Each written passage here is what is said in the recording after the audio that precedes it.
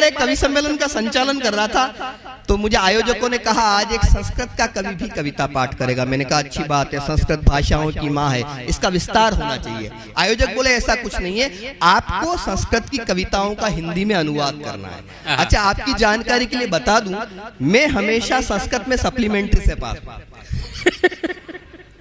अपने को नहीं आती। मैंने कहा पब्लिक को आती है क्या?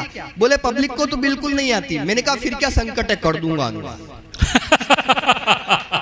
कवि आया, कवि ने आते ही पंक्ति पढ़ी, त्रिया चरित्रम पुरुषस्य भाग्यम।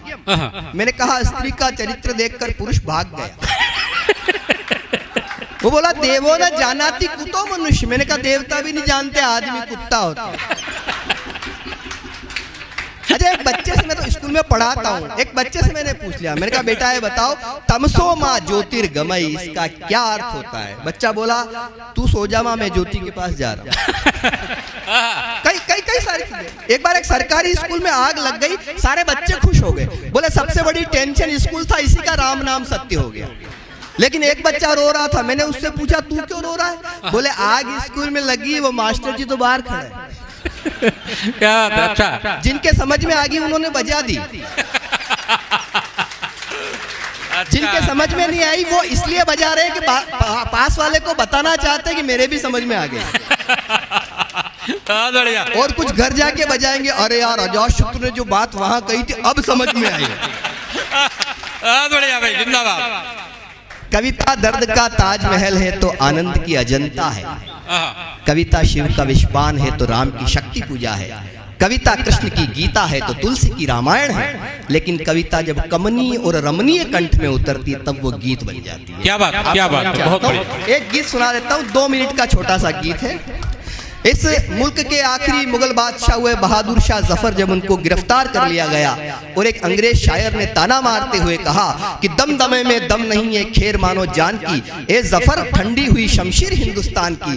तो शायर का जवाब था बू रहेगी जब तलक ईमान की, तख्ते लंदन तक चलेगी तेग हिंदुस्तान की। क्या बात, क्या बात। एक शमशान घाट पे लिखा हुआ था मृत्यु अटल है। एक कांग्रेसी वहां पहुंच गया, बोले अच्छा यहाँ भी बीजेपी।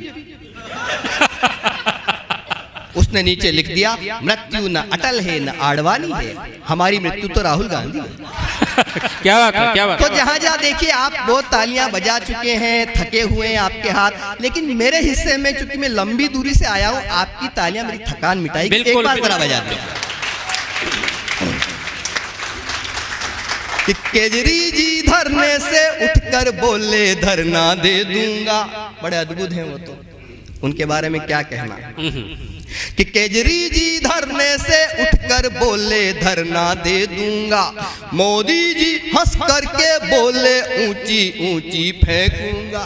मित्रा, भाई और बहनों, मोदी जी हंस करके बोले ऊंची ऊंची फेंकूंगा, ममता जी चिल्ला कर बोली खाट खड़ी मैं कर दूंगी। और अब आपकी बजने वाली तालियां मुझे बताएगी मुझे कितनी देर यहाँ रुकना है। ममता जी चिल्ला कर बोली खाट खड़ी मैं कर दूंगी, राहुल जी मम्मी से बोले मम्मी पोगो देखूं। बहुत बढ़िया, बहुत बढ़िया, बहुत बढ़िया, बहुत बढ़िया। तो मैंने जो कहा सारी बातें हुई, हास्य के साथ कविता है जी, सुनिए।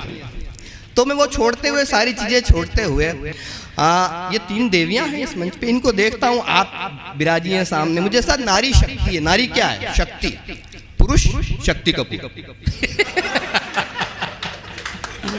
हाय रे सबला पुरुष तेरी यही कहानी, मुंह पे है मूंछ और आंखों में पानी।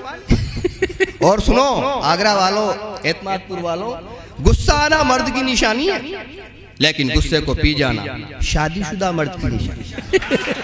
क्या विज्ञान ये कहता है पुरुष के शरीर में 1.5 लाख नसें होती है। सिर्फ पत्नी जानती है कौन सी वाली कब दबानी। और पति का नाम शंकर हो, इससे कोई फर्क नहीं पड़ता, तांडव तो पत्नी करवाती है।